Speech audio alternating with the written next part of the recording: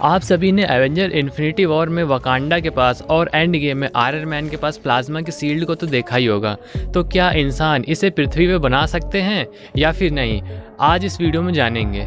Hello दोस्तों, मेरा नाम है 117 और आप देख रहे हैं मेरे चैनल निधि 117 को। मैं उम्मीद करूँगा आप अच्छे होंगे जहाँ भी होंगे। सबसे पहले हमें ये जानना होगा कि प्लाज्मा होता क्या है, फिर जानेंगे प्लाज्मा बनता कैसे है, प्लाज्मा के फ़ायदे क्या हैं और प्लाज्मा के नुकसान क्या हैं। आप सभी ने अपने कक्षा 5 या 6 की क्लास में साइंस के चैप्टर में ये तो ज़रूर पढ़ा होगा पदार्थ की अवस्थाएं। आप सभी को तब तक ये पता होगा कि पदार्थ मेनली 3 प्रकार के होते हैं, ठोस, द्रव और गैस।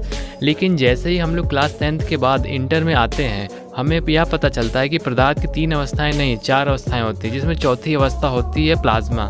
चलिए आइए आपको एक एग्जाम्पल की मदद से मैं समझाता हूँ।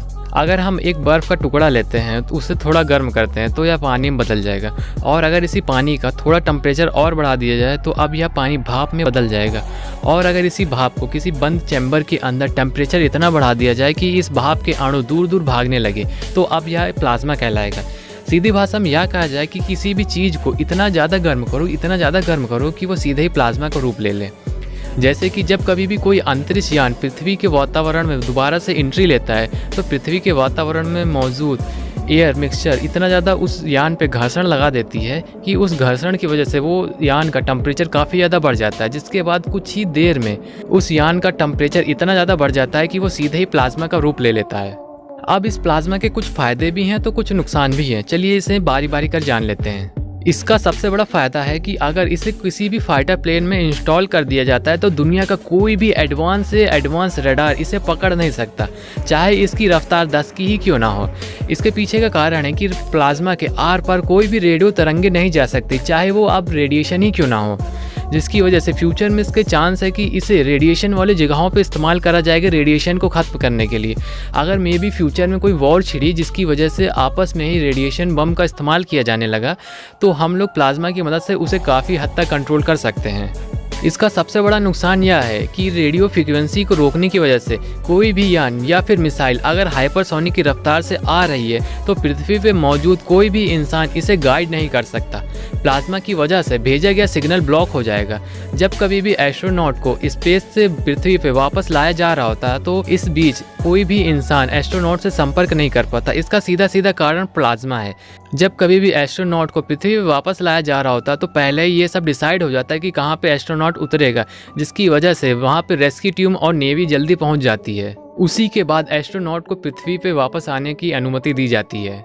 अभी तक हमने बात किया प्लाज्मा होता क्या है, प्लाज्मा बनता कैसे और प्लाज्मा के फ़ायदे और नुकसान क्या होते हैं। तो बात करते हैं प्लाज्मा हमें चाहिए क्यों। इसका इस्तेमाल हम लोग बहुत बड़ी मात्रा में मिलिट्री क्षेत्र में कर सकते हैं, जो कि काफ़ी ज़्यादा फ़ायदेमंद साबित हो सकता है। पृथ्वी पर अभी तक किसी भी चीज़ को ख़त्म करने या फिर इंसान को मारने के लिए हम लोग अभी तक काइनेटिक एनर्जी का इस्तेमाल ज़्यादातर करते हैं। जैसे कि चाकू मारने से लेकर मिसाइल तक, सब में ही काइनेटिक एनर्जी होने की वजह से ही दूसरों के एरिया को क्षतिग्रस्त करती है। इसके लिए आपको एक बात हमेशा जाननी होगी कि काइनेटिक एनर्जी अगर किसी वस्तु से 90 डिग्री के एंगल पर टकराती तो वो उस वस्तु के लिए काफ़ी ज़्यादा घातक साबित हो सकती है। 21वीं सदी का सबसे घातक हथियार जिसे AK-47 नाम दिया गया है, ये टाइटेनियम, स्टील, कार्बन फाइबर तक को फाड़ के रख देती है। जबकि ये एक ठोस अवस्थाएं हैं, इसके मॉलिक्यूल काफ़ी ज़्यादा मजबूत होते हैं प्लाज्मा की तुलना में। और अगर AK-47 को प्लाज्मा में चलाया जाए तो प्लाज्मा में कुछ खास फर्क नहीं पड़ेगा। अगर ये प्लाज्मा किलोमीटर के हिसाब से मोटा हो तो शायद बंदूक की गोली पे कुछ फ़र्क पड़ सकता है। वैसे तो हम लोग कार्बन नैनो ट्यूब का भी इस्तेमाल कर सकते हैं, लेकिन वह इतना ज़्यादा महंगा बैठ जाएगा कि किसी भी देश की अर्थव्यवस्था को बिगाड़ सकता है, जिसकी वजह से हम इस तरीके की मशीन को बनाने के लिए हम लोगों के पास समय, अच्छा खासा पैसा और एनर्जी होनी चाहिए।